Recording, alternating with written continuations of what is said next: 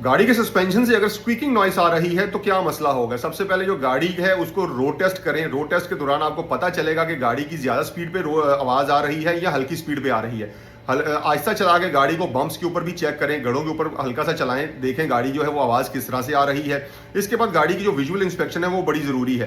गाड़ी के जो बुश हैं, जॉइंट्स हैं, बॉल जॉइंट्स हैं, रबड़ बुशिंग्स हैं, इनको चेक करें। गाड़ी के जो स्प्रिंग्स हैं शॉक्स के, इनको चेक करें। गाड़ी को बाउंस करके 2-3 दफा चेक करें कि गाड़ी जो है वो 2 या 3 से ज्यादा बाउंस तो नहीं ले रही।